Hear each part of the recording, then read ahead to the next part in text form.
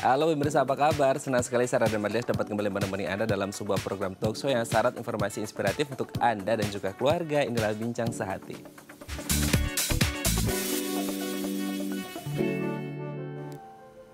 Ya pemirsa, kebayang nggak sih kalau semakin hari dunia ini semakin canggih gitu ya, teknologinya semakin canggih. Kalau dulu mungkin kita komunikasi itu lewat surat, teleponan gitu ya, kemudian lanjut lagi ke handphone dan juga smartphone. Nah, bisa ngapain aja di smartphone saat ini? Banyak banget pasti jawabannya ya, mulai dari apa? Teleponan, selfie-selfian, dengerin musik, sampai internetan. Dan satu yang pasti yang kita lakukan setiap hari apa?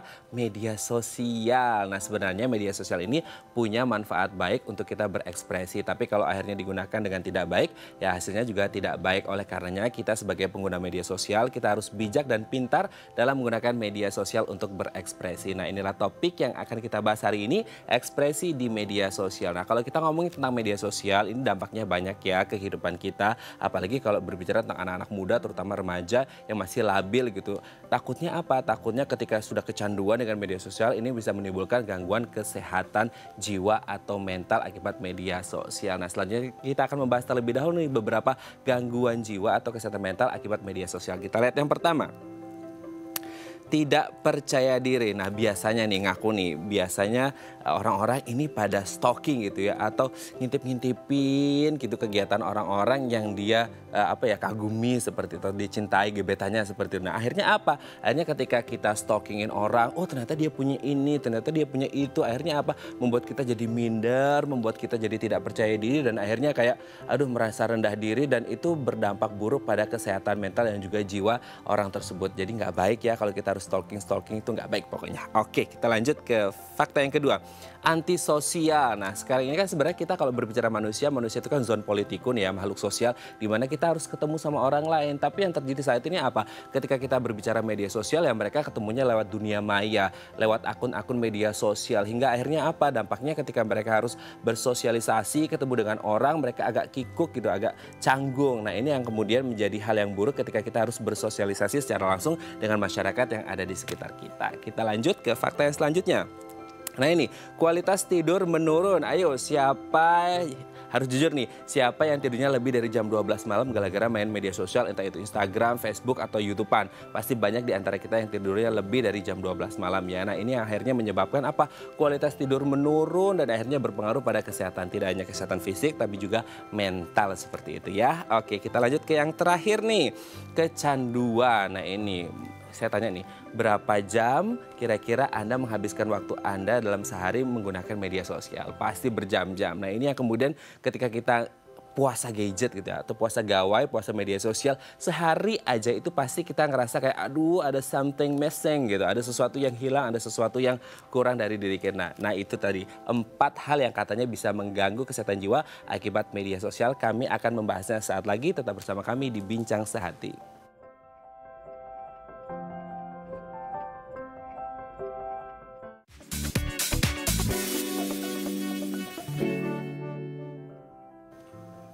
Baik, Anda masih bersama kami di Bincang Sehati dan kita masih membahas tema besar kita hari ini, ekspresi di media sosial. Tadi di segmen sebelumnya kita sudah membahas nih beberapa dampak buruk katanya kalau kita terlalu banyak menggunakan media sosial. Nah, di segmen kali ini kita akan mengklarifikasinya langsung apakah itu beneran seperti itu adanya atau tidak. Telah tersambung bersama kami di sambungan Zoom dengan Dr. Andri SPKJ, spesialis kedokteran jiwa dari Omni Hospitals Alam Sutra. Selamat pagi Dr. Andri, apa kabar?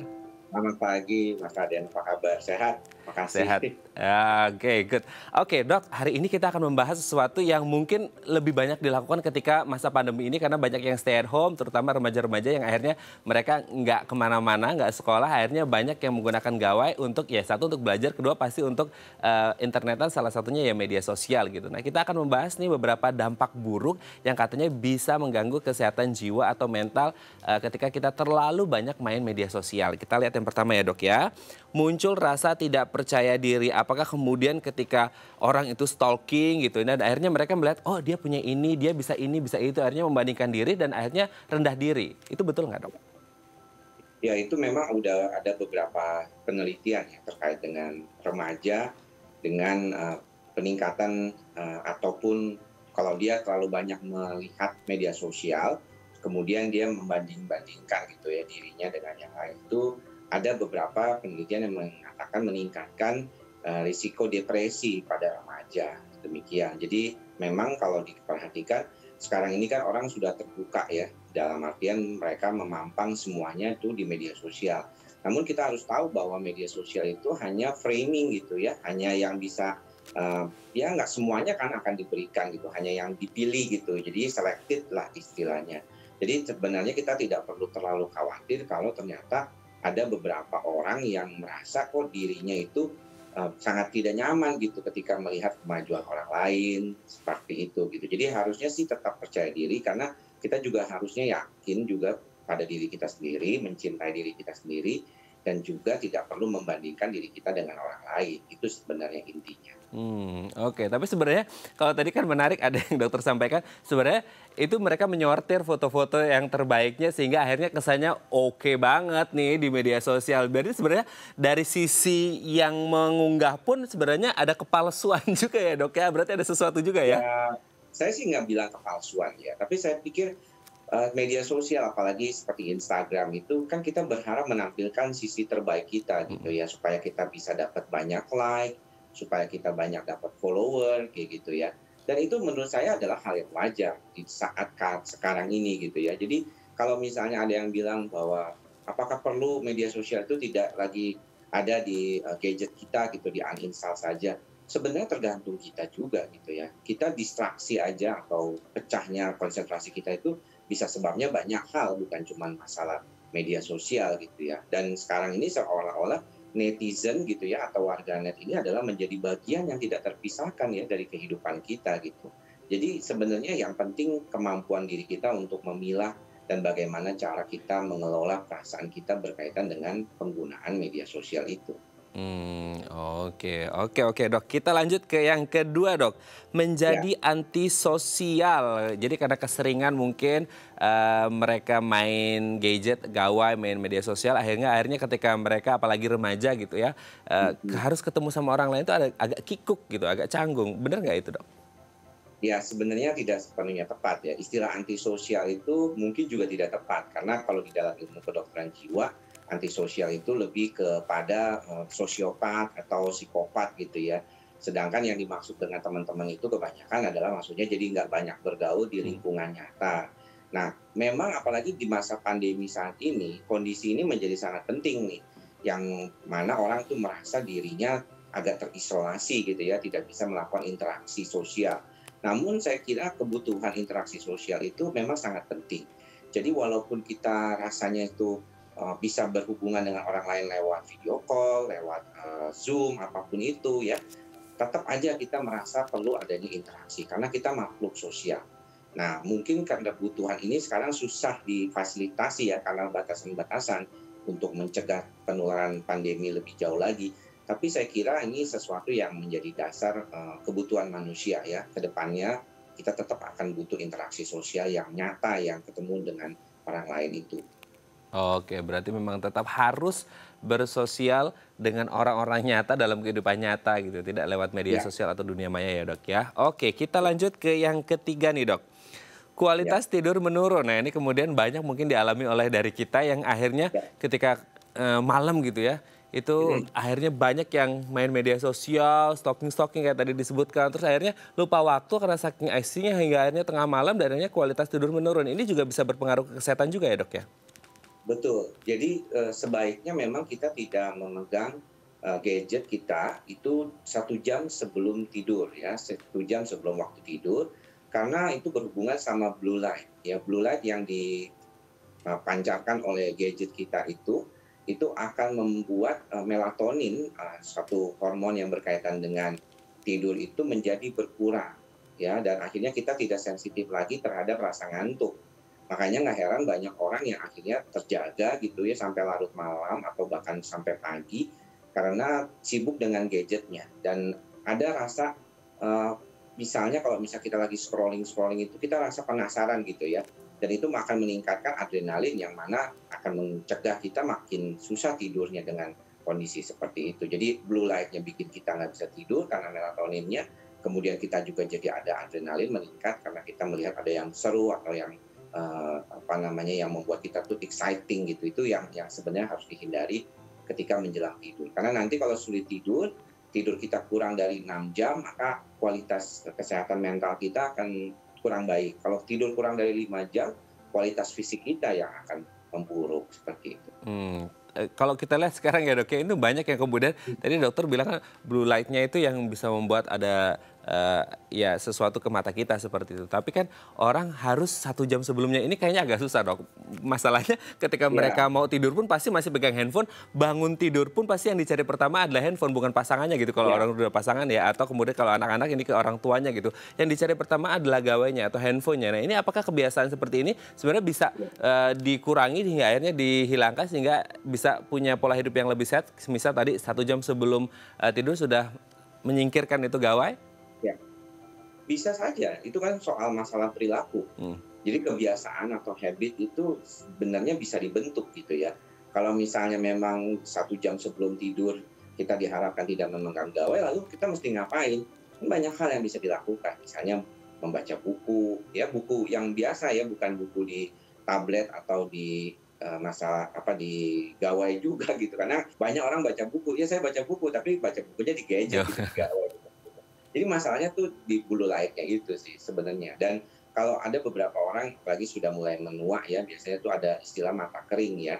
Jadi ketika dia terlalu banyak menonton atau melihat gawai itu matanya kering. Makanya disarankan saat 2 jam sekali ketika kita melihat gawai itu kita alihkan pandangan kita ke jarak yang jauh seperti itu. Dan memang masalahnya sekarang ini anak-anak sekolah juga harus dengan online ya, Hmm. dengan sistem saat ini kita mau nggak mau nih jadi lebih sering kali berinteraksi dengan gawai dan layar komputer gitu. Ini yang perlu sebenarnya diseimbangkan supaya tidak menjadi masalah buat kita termasuk tidur kita. Oke, ini kan anak-anak yang sekolah sudah mulai dari bulan Maret kemarin study from home itu nggak begitu masalah ya dok ya ketika mereka harus Betul. berhadapan langsung dengan gawai atau gadgetnya asal ada aturannya gitu. Mungkin berapa lama sih dok kemudian kita mata kita bisa melihat itu blue light-nya? Sebenarnya kalau dari beberapa literasi sih dikatakan memang 1,5 jam sampai 2 jam saja ya istilahnya kalau misalnya terus menerus ya kemudian setelah itu harus break sekitar 15 menit kemudian baru lanjut kembali. Nah cuma kalau misalnya kita nih tanpa sadar kadang-kadang walaupun di dalam komputer kita atau mungkin di gadget kita itu ada screen time itu ya itu seringkali kita lupa gitu. Sehari kita bisa lihat aja bisa 6 jam, 5 jam gitu berada di gawai tersebut nggak nyadar gitu ternyata beberapa menit cuman setiap menit periksa itu akhirnya membuat kita jadi agak sulit. Nah, kita sekarang Mhm. memang rada terhubung terlalu kuat ya dengan gadget kita. Apalagi kalau kerjanya memang di gadget gitu itu agak susah sih memang. Jadi saya Oke. pikir memang keseimbangan yang perlu. Balance ya. Oke dok, yang terakhir dok, Hmm, kecanduan. Nah ini akhirnya merasa kayak ada sesuatu yang missing gitu, sesuatu yang hilang kalau ya, sehari aja nggak buka media sosial. Kayaknya ada ya, yang ngeganjal gitu dan akhirnya ya. kecanduan. Apakah ini juga bisa menjadi salah satu gangguan kesehatan mental? Ya, FOMO itu ya istilahnya tuh fear of missing out itu memang salah satu istilah yang baru belakangan ini ketika gadget dan media sosial mulai marak gitu ya. Hmm. Dan sebenarnya kalau misalnya kita sendiri berkata seperti itu kepada diri kita bahwa, aduh kok kayaknya saya kalau nggak megang gadget nih, kayak ada yang kurang gitu ya.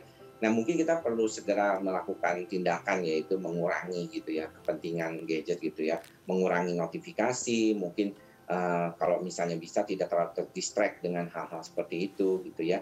Karena kalau misalnya kita notifikasinya dinyalakan aja, salah satu tipsnya kan mengurangi notifikasi tersebut, itu bisa membantu kita lebih baik ya. Jadi kita nggak terlalu terdistract gitu. Karena kalau kita misalnya kecanduan gadget memang sekarang lebih banyak dikaitkan dengan game online ya, Hmm. dengan game online. Tetapi kalau misalnya yang terkait dengan media sosial, sebenarnya juga orang itu merasa ketika dia melihat sesuatu yang menarik, itu dopaminnya itu kan akan lebih aktif dan dia akan minta terus seperti itu. Dan memang seperti itulah tujuan dari apa namanya orang yang menciptakan gadget atau game ya supaya orang itu hook gitu ya nggak bisa Ya. lepas ya dari gadgetnya gitu. Jadi sebenarnya tinggal tergantung kita bagaimana menyeimbangkan terapi perilaku dalam hal ini buat diri kita sendiri, mengurangi penggunaan gadget adalah sangat penting.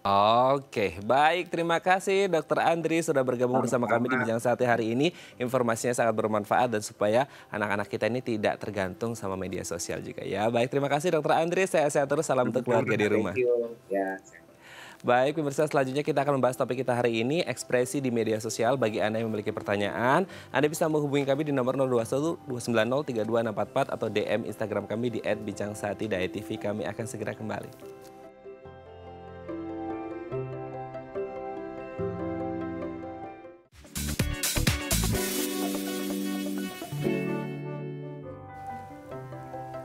Baik, Anda masih bersama kami di Bincang Sehati dan kita masih membahas topik kita hari ini, berekspresi di media sosial. Bagi Anda yang memiliki pertanyaan, Anda bisa menghubungi kami di nomor 021 290 32644 atau DM Instagram kami di @bincangsaati.tv. Telah hadir bersama kami di studio Bincang Sehati, Mbak Christina MPSI, co-founder seutuhnya.id. Selamat pagi Kak Kitin, apa kabar? Pagi Kak Raden, kabar baik. Kabar baik Kak ya. Raden gimana?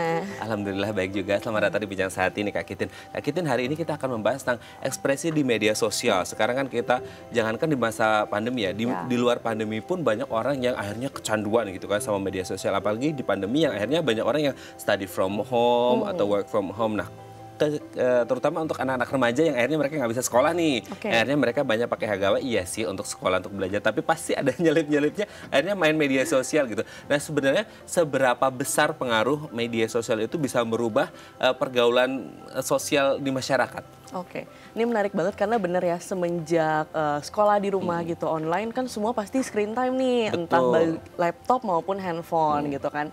Nah, kalau dibilang seberapa besar pengaruhnya, itu banyak banget pengaruhnya ya, terutama misalnya yang biasanya kalau dalam hal komunikasi nih Kak Mer, biasanya kita ketemu face to face gitu. Nah, sekarang semenjak diberlakukannya belajar di rumah, bahkan ketemu temen pun udah nggak bisa gitu ya, jadi ketemunya baik apa, mungkin video call gitu. Terus dalam hal bahasa misalnya, sekarang tuh kayaknya kalau nggak upload foto misalnya dalam bahasa Inggris captionnya tuh kayak gimana gitu ya. Iya, kayak ada yang kurang gitu kan. Akhirnya ya itu tadi kan sempet Kamet juga ngomong sama Dokter Andri ya, kayak mungkin terkesan fake kali ya kalau di media sosial. Nah, salah satunya itu dari bahasa. Kemudian ada lagi yang lain, misalnya tadi komunikasi udah, kemudian dari bahasa, secara penampilan, appearance atau fisik gitu ya. Itu pengaruhnya besar banget. Misalnya kita tuh apalagi remaja zaman sekarang tuh K-pop ya. Betul. Gitu. Lihatnya siapa, misalnya Blackpink lah atau siapa. Nah, itu bisa mempengaruhi si remaja ini dalam hal penampilan. Misalnya dari segi warna rambut, kalau misalnya sekolahnya gitu ya membolehkan rambutnya diwarnain, itu juga jadi salah satu tren tuh buat di remaja. Seperti itu sih Kak. Oke, berarti memang sangat besar sekali ya pengaruhnya karena sekarang mereka role modelnya bisa lihat di media sosial. Betul, banyak banget kalau sekali buka Instagram misalnya tuh pasti kan muncul banget banyak tuh ya artis-artis idolanya misalnya ya, seperti itu. Oke, tapi berarti kan kalau misal gaya rambut atau warna rambut gitu kan, pakaian gitu, outfit of the day, OOTD gitu kan. Nah, ini sebenarnya kan apakah ini memang mereka ingin benar-benar mengikuti dari dalam hati atau sekadar kalau remaja kan ngomongnya ya biar eksis lah gitu. Itu sebenarnya bisa berpengaruh ke psikologisnya mereka juga nggak sih, akhirnya yang kayak awalnya eksis tapi akhirnya bisa jadi addicted juga gitu. Nah, itu bisa Kak. Tadi Kakak bilang apakah ini memang dari dalam diri sendiri atau dari mau eksis misalnya dari lingkungan. Berarti kan ada dua faktor. Faktor internal dari dalam diri sendiri dan juga faktor eksternal. Mungkin kita bahas dari faktor internal. Ini tuh bisa dua-duanya sih Kak. Sebenarnya kalau dibilang remaja itu kalau kita lihat dari tahap perkembangannya memang ini kan lagi masa pencarian jati diri ya. Who am I gitu, betul. Siapa sih sebenarnya aku? Akhirnya remaja ini mencari berbagai macam cara gitu kan, mencari tahu sebenarnya minatnya tuh di mana sih, sebenarnya kesukaannya apa. Nah, itu juga bisa dicari lewat lingkungan, contohnya dalam peer pertemanannya. Nah, seperti itu. Jadi bisa dua-duanya nih Kak. Cuman kalau dibilang bisa edik atau enggak itu tergantung dari ya penggunaannya seperti apa, berapa durasi yang biasanya dipakai untuk menggunakan media sosial ini sendiri. Tergantung cara memakainya ya. Seperti itu. Tapi kalau berbicara tentang media sosial, ini menjadi salah satu media yang efektif tidak sih untuk anak-anak khususnya remaja untuk berekspresi? Oke, salah satu cara remaja untuk berekspresi betul Kak. Jadi pada masa tahap perkembangan remaja ini tuh ada yang namanya storm and stress. Oh, storm and stress. Ya, jadi di masa ini tuh remaja tuh kayak gejolak emosinya nih nggak stabil nih. Ya dalam tanda kutip labil gitu ya. Kita banyak yang bilang ih ABG labil gitu kan. Ababil ya. Iya, ababil, ABG labil. Nah, ini memang benar Kak. Jadi salah satu cara mereka untuk coping gitu ya, coping dengan kesulitan atau masalah yang mereka hadapi biasanya dengan mengupload status, mengupload foto di media sosial seperti itu. Jadi ini sebenarnya sebagai satu cara, tetapi kembali lagi apa yang diunggah gitu kan, kontennya nih apa? Apakah itu memberikan dampak positif atau dampak negatif bagi penggunanya gitu? Oke, berarti kan yang menarik adalah mereka ababil nih, masih labil gitu ya. Bisa nggak sih akhirnya mereka kayak terbawa arus dan akhirnya meluapkan ekspresinya tapi udah di luar jalur nih Kak Kitin gitu? Itu bisa terjadi? Bisa terjadi. Nah itu tergantung sama siapa dia bergaul juga. Dan ini kalau bilang remaja ya itu tentunya tidak lepas dari peran orang tua Kak. Jadi peran orang tua di sini sangat penting. Perannya seperti apa yang mengontrol misalnya seperti itu. Tapi bisa keluar jalur gitu ya istilahnya. Nah apalagi kalau misalnya kontennya yang diupload ini isiannya misalnya marah, makian, nah itu kan sebenarnya hal-hal yang negatif gitu kan. Dan misalnya gini deh, aku follow Instagramnya Kak Met, terus Kak Met upload something yang mungkin kesel, marah gitu. Kadang kan kita juga kayak ngelihat sesuatu yang negatif gitu ya, itu impactnya juga, oh iya ya, kok misalnya lagi ngomongin siapa gitu, iya ya ternyata dia emang kayak gitu. Nah itu tuh berdampak banget gitu bagi yang membaca konten itu. Iya benar, kalau kita lagi di Instagram gitu ya, ngeliat ada video orang marah-marah, kita jadi ikutan emosi Iya, juga gitu. Iya bener banget kan kayak gitu. Padahal kita tidak ada di situ ya, tapi kita ikutan emosi dan itu bisa memperburuk kondisi psikologis kita juga ya. Iya, betul. Oke. Tapi sebenarnya kalau kita berbicara entah dia sadar atau tidak sadar, dan akhirnya terpapar dengan hal-hal tersebut negatif setiap hari, akhirnya kayak menjadi habit dia juga nggak sih? Dan akhirnya kayak ya udah habitnya dia dan akhirnya dia kecanduan dengan hal kayak gitu. Iya, namanya udah jadi pola kebiasaan ya, itu udah pasti kayak otomatis aja gitu loh Kak. Gitu. Jadi kalau misalnya apalagi liatnya misalnya follow-follow konten yang mungkin negatif gitu ya, yang memberikan dampak negatif, kan dia biasanya apalagi Instagram muncul tuh langsung di home-nya kita tuh. Nah, itu benar-benar bisa memberikan dampak negatif. Yang lebih buruknya lagi kan kalau misalnya sampai apa yang negatif dari media sosial ini di-apply, diterapkan di dalam kehidupan sehari-hari. Nah, itu yang menjadi bahaya sih, Kak. Itu menjadi bahaya banget ketika habitnya teraplikasikan dalam kehidupan nyata seperti itu ya. Betul. Tapi kalau kita berbicara tentang akhirnya itu bisa, ya harapannya sih tidak ya, tapi kan kita harus berpikir the worst skenario-nya juga nih, ketika anak-anak ini sudah addicted dengan media sosial. Sebenarnya gangguan kesehatan mental atau gangguan mental seperti apa atau gangguan psikologi seperti apa yang bisa dialami oleh remaja ketika mereka terlalu addict dengan media sosial dan akhirnya kelepasan untuk berekspresi di media sosial. Oke, dampaknya tadi kan sempat disebutkan juga oleh Dokter Andrea tadi depresi gitu kan. Nah, kenapa bisa depresi padahal cuma main media sosial aja kok bisa depresi gitu ya. Harusnya kan fun ya gitu. Iya gitu. Sebenarnya kan yang benar adalah media sosial ini kita jadikan sebagai bahan informasi, hiburan gitu ya. Tapi kalau misalnya kita stalking yang misalnya membuat kita kayak merasa, ada tuh tadi disebutkan FOMO, fear of missing out, ya kan? Nah itu tuh takut ketinggalan tren. Jadi misalnya kita lihat, wah kok ya ada tempat baru nih gitu kan, wah nggak mau ketinggalan nih, pokoknya harus ke sana. Sementara dengan kondisi kayak gini kayaknya sulit gitu ya. Nah itu dia bisa menjadi depresi. Atau mungkin stalking yang lain, oh kayak tadi misalnya kok dia udah punya ini, sementara saya belum nih gitu kan. Nah itu bisa membuat dia merasa depresi Kak, itu salah satunya gitu. Kalau yang lain ada lagi yang namanya low forum frustration tolerance. Pernah dengar istilah itu nggak? Jadi biasanya kalau yang dimaksud ini tuh, kita ketika mengunggah sesuatu kan pasti yang terbaik ya kalau misalnya di Instagram, bener nggak Kak? Nyortirnya bisa 2 hari gitu kan, kayak mau take 1 foto aja kayak nggak cukup deh 1 gitu kan, dari 10 foto kok kayak belum ada yang bagus gitu, take lagi. Nah jadi kalau kondisi seperti ini tuh orangnya atau individu ini biasanya malah kayak pokoknya apa yang diunggah nih udah perfect, mau dapat respon yang positif. Contohnya dari Instagram, pengen dapat like yang banyak, pengen dapat komen yang banyak gitu kan, dan tentunya komen-komen yang positif. Jadi akhirnya setiap 1 menit gitu ya dicek tuh siapa aja nih yang udah nge-like, berapa likersnya gitu kan, siapa aja yang udah komen kayak gitu. Itu kayaknya semua orang seperti itu. Iya, tapi kan maksudnya sebenarnya kayak kita udah mengunggah sesuatu gitu kan, banyak hal yang kita bisa lakukan gitu setelah itu gitu ya. Nah kalau orang-orang yang udah tadi low forum frustration tolerance, ini dia akan ngecek terus Kak. Jadi kayak nggak bisa lepas dari media sosialnya. Oke. Makanya gitu. kemarin sempat ada wacana itu pemilik Instagram mau menghapuskan love itu ya, like-nya kayak untuk gitu. dampak psikologis ya. Oke, berarti kan ini ngeri banget nih, dampaknya bisa depresi dan lain sebagainya. Sebenarnya apa yang harus dilakukan oleh orang tua ketika mengetahui anaknya terlalu berekspresi di media sosial hingga akhirnya takutnya terbawa arus dan nggak baik gitu? Oke. Nah ini peran penting banget orang tua, apalagi untuk remaja gitu kan ya. Apalagi sekarang ya mungkin bersyukur dengan adanya school from home gitu ya. School from home, orang tua kan sebenarnya di rumah juga. Mungkin ada yang di rumah juga, mungkin ada yang kerja gitu. Orang tua harusnya sih mengontrol, tapi tergantung nih, biasanya tergantung komunikasi antara orang tua dengan anak gitu. Jangan sampai orang tua yang kayak misalnya, kamu nggak boleh ya buka-buka Instagram, nggak boleh ya upload-upload. Nah, itu kan sebenarnya membatasi ya gitu, karena kita semua gitu. Jangan kan gitu deh, misalnya Kak Matt dilarang untuk upload foto kan sebenarnya, nggak mungkin deh siapa gitu kan, nggak mungkin. Nah, jadi orang tua ini perannya adalah dia harus bisa komunikasi juga dengan anak. Jadi mungkin bisa dibilang seperti ini Kak, misalnya nih ya ke anak remajanya, nak, dek gitu ya, mama papa nih seneng loh ngasih kamu tuh handphone gitu ya, ngasih kamu gadget, ngasih kamu smartphone. Nah, tapi mama harapkan kamu pakai smartphone ini dengan hal-hal yang berguna gitu.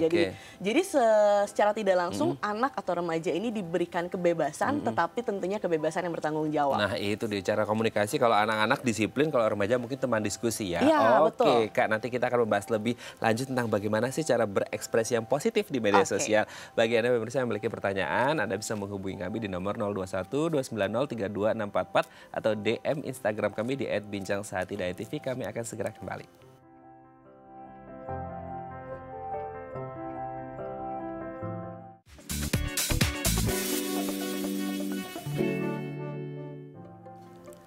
Baik, Anda masih bersama kami di Bincang Saati dan kita masih membahas topik kita hari ini, ekspresi di media sosial. Bagi Anda yang memiliki pertanyaan, Anda bisa menghubungi kami di nomor 0212903244 atau DM Instagram kami @bincangsaati.tv. Masih bersama kita semuanya, Christina MPSI, co-founder seutuhnya.id.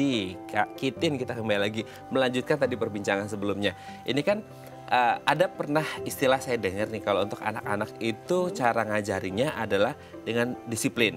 Kalau anak remaja SMP, SMA gitu ya, itu dengan menjadi teman curhat, teman diskusi, teman ngobrol. Sama halnya dengan ketika kita berbicara media sosial yang mungkin remaja lebih banyak penggunaan daripada anak-anak gitu. Nah ketika ada sesuatu ekspresi yang katakanlah tidak baik diunggah oleh si anak atau si remaja ini, cara komunikasi yang baik seperti apa sih agar efektif gitu? Oke, tadi yang Kak Matt bilang tuh udah bener ya, Justus sebagai teman curhat gitu. Jadi sebenarnya di sini kalau dibilang dalam tanda kutip disiplinnya mendikte gitu, kamu nggak boleh ini, kamu nggak boleh itu sangat nggak disarankan sih sebenarnya gitu. Karena secara tidak langsung pasti remaja akan merasa kok dibatasin ya gitu kan, kok cara aku berekspresi ini dibatasin oleh orang tuaku. Nah ini akan membuat anak tuh justru malah tertutup sama orang tua gitu. Nah jadi sebenarnya benar banget tadi yang dibilang oleh Kak Matt adalah sebagai teman curhat. Misalnya udah terlanjur nih ngunggah sesuatu gitu kan, kita bisa tanya. Tapi kalau bisa sih hindari pertanyaan langsung kayak, kenapa kamu ngunggah ini gitu kan, kenapa gitu. Nah karena pertanyaan kenapa tuh kadang investigate banget, jadi kayak intimidasi gitu kan. Itu merasa terpojokkan ya. Iya gitu bener kan. banget Kak.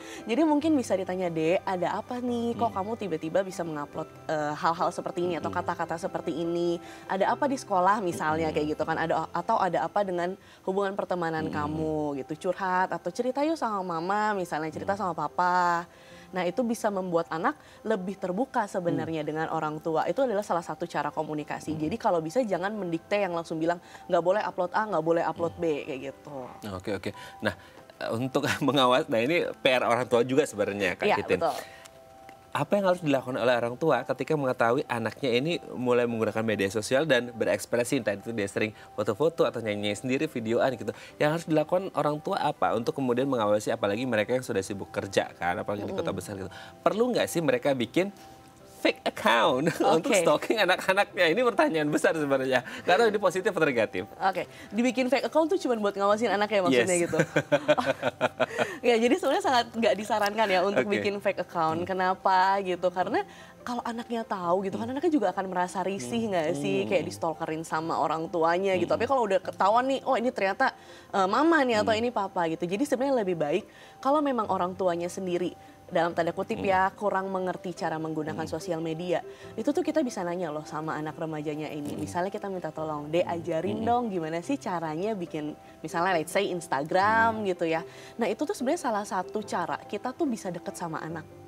Gitu, terutama remaja nih, apalagi ketika misalnya tolong dong ajarin mama gitu ya, tolong dong gimana caranya, oh kalau upload foto gimana sih kayak gitu. Nah sebenarnya ketika anak diminta bantuan seperti itu, anak tuh akan merasa self worth-nya tuh naik, keberhargaan dirinya tuh naik gitu. Oh ternyata mama mau diajarin sama aku loh kayak gitu loh. Nah itu kan salah satu sebenarnya anak bisa jadi percaya diri juga gitu. Nah setelah dibikinkan account Instagram misalnya gitu ya, orang tuanya tuh bilang, Dek mama follow kamu ya kayak gitu, boleh kan. Nah jadi sebenarnya jangan pakai fake account gitu. Apalagi kalau misalnya kalau anaknya boleh nih memperbolehkan untuk boleh nggak mama punya account kamu nih di handphone mama. Kalau anaknya memperbolehkan sih oke-oke aja Kak. Tapi yang jadi masalah mungkin kadang orang tua kadang suka kepo juga kali ya. Sampai dibuka DM-nya misalnya. Nah itu sebenarnya udah nggak boleh karena udah melanggar privasi anak. Gitu. Makanya tadi kenapa di segmen sebelumnya kan juga dibilang kebebasan yang bertanggung jawab. Sebenarnya ketika diberikan kebebasan seperti itu, kebebasan bertanggung jawab, itu melatih tanggung jawab dari si remaja ini sendiri. Gitu. Oke, berarti memang melatih tanggung jawab untuk bisa mengontrol seperti itu, mengontrol apa-apa yang bisa diekspresikan di media sosial. Nah ini juga bisa menjadi PR tidak hanya untuk si anak tapi juga orang tua untuk ikut mengawasi ya. Tadi tidak perlu bikin fake account gitu. Nah sebenarnya batasan-batasan etika seperti apa sih Kak yang akhirnya kayak ini boleh dilakukan oleh remaja atau tidak gitu, dan orang tua kan juga sebenarnya harus ngerti nih untuk kemudian tahu juga remaja ini kan masih labil, jadi nggak boleh terlalu dikekang juga tapi nggak boleh terlalu dilepas juga kan. Nah batasan etika yang oke untuk anak-anak remaja ini berekspresi di media sosial itu yang seperti apa? Oke, tentunya adalah hal-hal yang tidak menyinggung sara ya Kak. Itu tuh penting banget, itu harus di-notes. Bahkan sebelum anak ini mempunyai media sosial, mungkin orang tua udah harus sounding nih. Nggak boleh ya kalau misalnya berkaitan dengan sara gitu kan, dijelasin kenapa gitu kan. Karena apalagi sekarang udah ada undang-undangnya gitu. Nah jadi kalau yang boleh mungkin foto-foto OOTD itu sebenarnya masih boleh karena kan fashion ya gitu, asalkan ya bajunya jangan yang terbuka banget. Iya baju yang kurang bahan, baju kurang bahan tapi mahal gitu ya harganya. Jadi jangan yang seperti itu gitu. Dan sebenarnya positifnya dari media sosial ini untuk remaja tuh kreatif banget loh Kak. Jadi misalnya buat something art or apalah gitu ya, dia bisa upload itu ke media sosial, itu tuh sebenarnya bisa memicu kompetitif yang positif tentunya dari remaja lain. Oh dia bisa buat ini, jadi remaja tuh akan terpacu gitu ya.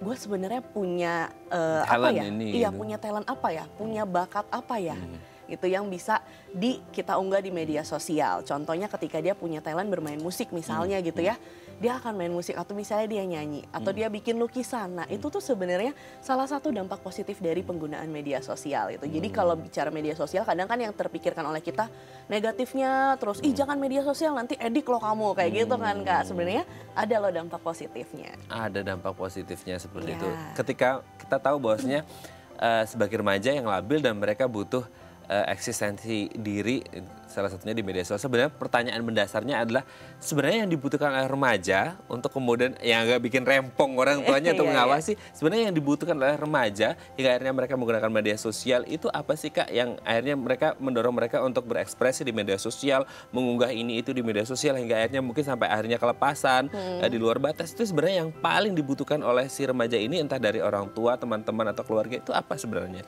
Kalau dilihat lagi berdasarkan tahap perkembangannya ya Kak, sebenarnya emang remaja ini tadi aku bilang mencari siapa aku sebenarnya gitu. Jadi dia memang butuh diakui di dalam lingkungannya gitu kan. Apalagi kalau misalnya dia di sekolah gitu ya, teman-temannya udah pada punya account media sosial. Contoh simple deh misalnya mereka foto bareng gitu kan. Terus pada saling nge-tag tuh. Terus misalnya contoh si A nih nggak ada. Bikin dong, nih gue mau nge-tag nggak bisa nih kayak gitu Kak. Jadi sebenarnya butuh rasa butuh pengakuan gitu ya. Tadi Kakak sempat menyebutkan eksistensi itu benar banget. Sebenarnya itu salah satu cara supaya dirinya tuh diakui di lingkungan gitu. Tetapi bagaimana batasan-batasannya tentunya tadi yang tidak boleh mengunggah yang terkait dengan SARA ataupun hal-hal yang merugikan diri sendiri dan juga orang lain. Oke, tidak mengunggah SARA dan lain sebagainya yang merugikan diri sendiri dan juga orang lain. Tapi kalau berbicara tentang itu kan berarti ada pola pikir dari si anak yang mungkin bisa membedakan, oh ini kayaknya kata mama ini baik, oh ini nggak baik, jadi nggak boleh diunggah gitu. Karena sebenarnya ketika si anak bisa mulai berpikir bahwasanya ini baik untuk diunggah atau tidak baik untuk diunggah, itu sebenarnya pengaruh juga nggak sih dengan sifat atau karakter si anak atau remaja ini yang kalau kita flashback ke belakang lagi berarti ini ada pengaruhnya dengan faktor lingkungan atau pola asuh si orang tua untuk menentukan sifat dan karakter anak.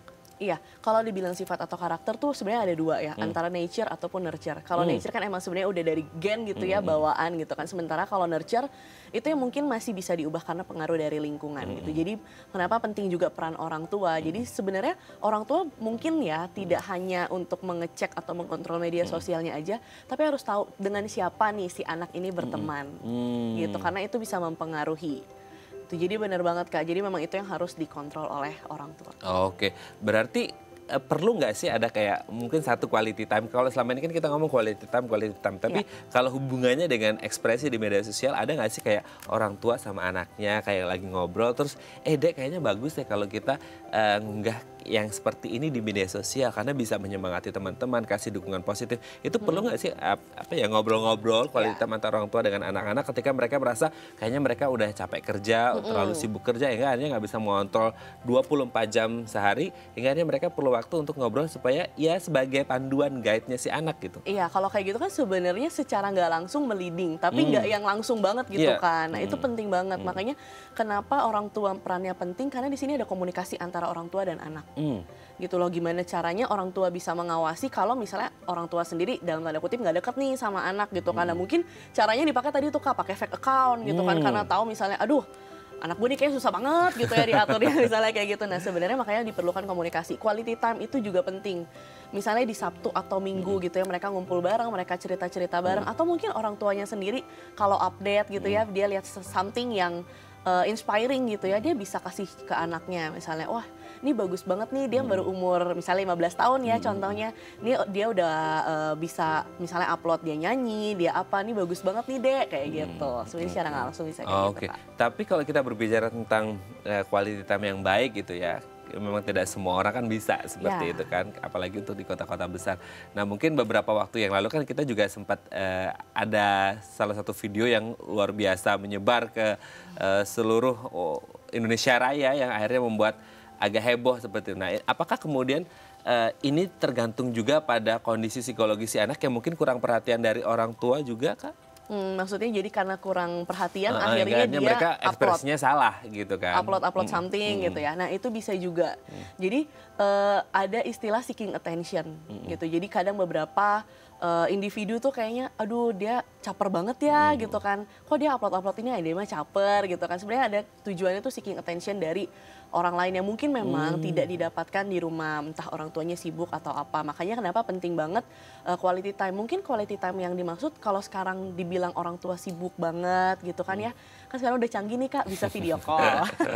Gitu no excuse ya. Iya gitu, karena benar apa ya, tahap perkembangan remaja ini tadi dibilang masih labil, makanya tetap perlu gitu dukungan dari orang tua. Perlu nggak sih orang tua untuk kemudian apa ya kayak nanyain siapa teman-teman anaknya gitu kan, siapa teman-teman dekatnya, misalnya dia sebut si A gitu, si A itu orangnya kayak mana sih Dek gitu, si A itu gini loh Mak, biasanya kan anak-anak jujur ya gitu kan, terus si B itu gini-gini, itu perlu nggak sih untuk mengorek-ngorek informasi dalam tanda kutip tentang teman-teman anaknya, karena karakter anak kan bisa dibentuk oleh lingkungan, salah satunya teman-teman dekat mereka, itu penting juga. Iya, jadi sebenarnya orang tua juga perlu tahu dengan siapa si anak ini bergaul gitu loh Kak. Nah kayak kalau orang tua zaman sekarang tuh justru malah sesama orang tuanya gitu, ya nggak sih, kayak bisa saling deket bahkan punya grup sendiri. Betul. Nah sebenarnya secara nggak langsung orang tua juga tahu inner circle-nya si anak nih siapa aja gitu. Oke Kak, sekarang sudah ada DM Instagram, kita coba baca terlebih dahulu. Dari @Diana Sukarni. Anak perempuan saya kelas 2 SMP suka sekali main HP, foto selfie dan diposting di medsosnya. Namun jika yang like postingannya sedikit, anak saya suka marah. Serem ya ini Bu Diana ya. Iya, ini kelas 2 SMP, ini cewek ya cewek. kalau like-nya sedikit suka mungkin ngedumel-dumel sendiri Iya gimana kali gitu. ya. Ditanya sama orang tuanya, mamanya kenapa deh gitu.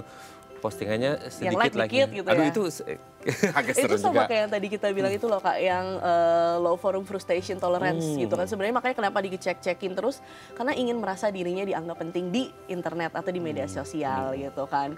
Jadi ya mungkin kalau salah satu caranya gitu ketika kita tahu orang tuanya misalnya tahu nih, oh anaknya marah gara-gara yang like sedikit, mungkin orang tua bisa memberikan pujian kepada anak, nggak apa-apa kok dek, mama tahu ini fotonya paling bagus, kamu di sini bagus banget kayak gitu. Jadi meredam kemarahannya si anak gitu dan membuat anak mengerti ya memang karena media sosial kan sebenarnya ya fake life juga sih Kak. Mungkin nanti gitu. juga bisa dijawab untuk menenangkan hati anak. Mungkin teman-teman kamu belum ada kuota.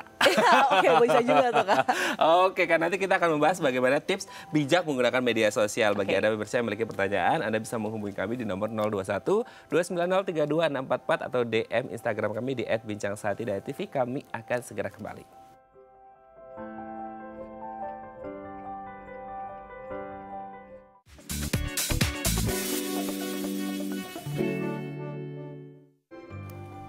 Baik, Anda masih bersama kami di Bincang Sati dan kita masih membahas topik kita hari ini berekspresi di media sosial.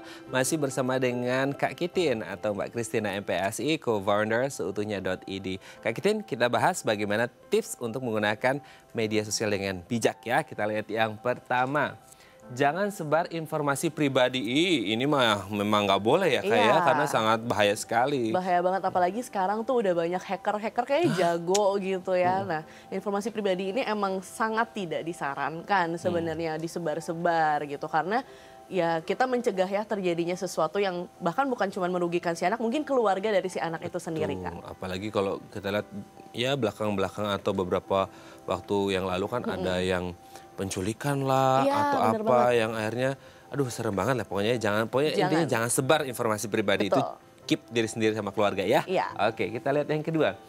Gunakan sesuai kebutuhan. Nah ini yang kemudian di remaja juga agak susah untuk mengontrol. Berarti ini tugas orang tua juga untuk, mungkin ada nggak sih Kak, misal kayak sehari deh kamu cuma boleh 2 jam atau berapa gitu, itu juga penting ya? Iya penting banget. Jadi sebenarnya kalau menurut data nih Kak, di tahun 2019 nih tahun lalu, remaja di usia 12 sampai 15 tahun itu justru penggunaan media sosial itu 3 jam, bahkan lebih dari 3 jam. Dan ini kan sebenarnya udah bahaya banget gitu kan. Dan menurut psikiatri dari California sebenarnya batas waktu gitu ya itu tuh 30 menit sampai 1 jam untuk menggunakan media sosial. Kita sudah 3 kali lipat lebih ya? Iya, kita tuh udah 3 kali lipat lebih. Udah ya hampir 4 kali lipat gitu. Dan itu kan sebenarnya bahayanya banyak banget ya. Tadi kan udah sempat dibahas juga mungkin dari segi kesehatan mata tentunya betul, kayak betul. gitu. Dan apalagi kalau yang diakses adalah akun-akun yang mungkin berdampak negatif Nah, gitu. Jadi itu sebenarnya ya. orang tua di sini penting banget untuk membatasi. Oke, kalau ngomongin tentang akun-akun negatif mungkin ini ada kaitannya dengan tips yang ketiga ini ya. Jauhi toxic account. Yes, ini benar banget. Ini yang once kita kan sekarang sistem apa ya, algoritmanya si media sosial ini kan ketika kita search atau klik satu toxic account, nanti di search-nya kita akan muncul Di semua itu suggest-nya tuh banyak yang suggest-nya banyak banget dan itu relate ke toxic account yang sebelumnya pernah kita buka gitu. Nah ini juga bahaya banget ya. Bahaya banget karena ya itu kalau misalnya toxic account-nya itu yang kita khawatirkan adalah sampai si anak apply gitu ya ke kehidupan sehari-hari. Nah ini yang sebenarnya bahaya gitu. Jadi kalau bisa jangan gitu ya sekali-sekali iseng-iseng, meskipun iseng-iseng tuh kalau bisa jangan. Jadi lebih baik kita follow gitu ya media sosial yang tentunya berdampak positif bagi diri kita. Nah oke, kita lanjut yang selanjutnya. Pilih-pilih teman. Nah ini juga harus penting ya. Iya, nah ini kalau mungkin agak kontradiktif ketika kita masih kecil kita suka dibilang ya nggak boleh ya pilih-pilih teman gitu kan. Terus kenapa kita ketika remaja malah suruh pilih-pilih teman? Nah ini yang tadi aku bilang berkaitan dengan inner circle-nya si remaja ini sendiri. Gitu kan, pernah ada suatu quotes yang bilang diri saya yang sekarang dan 5 tahun yang ke depan itu berbeda tergantung sama buku apa yang dibaca dan lingkungan seperti apa, teman seperti apa yang bergaul dengan kita. Nah gitu, kenapa penting banget kalau kita teman-temannya juga yang suka ngegosip misalnya gitu ya, suka ngomongin dan follow toxic account misalnya kayak gitu. Nah ini tentu berbahaya banget karena itu bisa jadi habit dan juga jadi perilaku untuk si anak ini sendiri. Oke, pokoknya serem lah pokoknya. Serem Oke, kita lihat yang terakhir. sarana personal branding. Nah ini agak menarik juga nih, untuk remaja udah mulai personal branding juga ya, untuk kemudian berekspresi tapi sebagai sarana positif untuk personal branding. Iya, ini menarik banget dan ini salah satu ya dampak positif dari media sosial. Yang tadi sebenarnya remaja tuh kan kreatif karena dia pengen cari tahu, dia explore banyak hal gitu ya. Kesukaannya apa, misalnya dia bikin sesuatu, dia upload itu gitu ya. Orang bisa kenal. Nah, dari situ kan sebenarnya secara tidak langsung ke depannya memberikan keuntungan kepada si remaja ini. Jadi ini bener banget penting banget gitu ya sebagai sarana apa ya, mengacu kreativitas sih sebenarnya gitu. Dan si anak pun bisa tahu kemampuan dia di mana, keahlian dia itu apa. Sebenarnya kalau dididik dan dilatih dan didampingi bisa ya anak-anak remaja ini ya. Benar gitu. Nah, tapi ya tergantung orang tuanya juga sih, karena kalau udah bilang remaja kan bedanya sama dewasa tuh udah bisa benar-benar nentuin dirinya sendiri gitu. Tapi kalau remaja tentu kaitannya dengan orang tua juga. Berhubungan juga dengan kondisi psikologisnya juga agak labil seperti itu. Nah sebenarnya yang labil itu bisa tetap di-guide kan Kak? Iya, nah aku tadi mau ngasih tips juga sih Kak. Sebenarnya gimana caranya supaya remaja ini jangan sampai mengupload atau mengunggah sesuatu yang berdampak negatif. Itu ada namanya regulasi emosi. Oh, gitu. Menarik Jadi sekali ini istilahnya. Ketika kita, kadang tuh kita terpacu gitu ya, ketika ada event-event yang membuat kita gregetan gitu ya, terus kayak pengen marah, rasanya tuh langsung upload. Nah ini gitu kita bisa sebenarnya memikirkan lagi gitu loh dari event itu. Contoh ketika dimarahin orang tua gitu, kita dimarahinnya tuh karena apa ya gitu. Kadang sebenarnya tujuan orang tua tuh baik kan, motivasinya sebenarnya baik. Mungkin caranya yang kurang tepat menurut kita seperti itu, karena kita bisa pilih strategi kayak gimana caranya mengatasi rasa kesel nih sama orang tua gitu kan. Kita pilih goalnya nih apa, tentunya meredam rasa marahnya kita dengan hal-hal yang positif. Akhirnya kita action nih, actionnya seperti apa, dan yang terakhir adalah kita harus bisa menerima event yang negatif ini tentunya. Jadi ketika kita sudah berperilaku yang baik, tentunya emosi positif nih yang akan datang ke dalam diri kita. Secara tidak langsung emosi negatif itu akan turun. Rasa marah, keselnya akan hilang. Oke, terakhir mungkin Kak Kitin, apa yang disampaikan untuk anak-anak remaja yang lagi asik banget main gadget? Oke, nah kalau untuk anak remaja tentunya dibatasi ya waktunya. Jadi kalau bisa tadi udah bener banget jangan follow toxic account. Itu udah bener banget, dan coba digali lagi sebenarnya keahliannya apa, yuk kita unggah yuk sama-sama apa sih yang positif dari diri kita. Supaya juga bisa bermanfaat untuk diri sendiri dan orang lain. Baik, terima kasih Kak Kitin hari ini sudah hadir di Bincang Sehati. Semoga bermanfaat dan anak-anak kita lebih kreatif dan positif ya di media sosial. Baik, terima kasih. Sehat-sehat terus dan salam untuk keluarga di rumah Kak Kitin. Baik, pemirsa, bagi Anda yang memiliki kritik dan saran, Anda bisa menghubungi kami di nomor 0889 8100 5000 atau Anda bisa follow media sosial kami di @bincangsehati.tv. Saya Raden Madlias pamit, sampai jumpa dan selamat beraktivitas.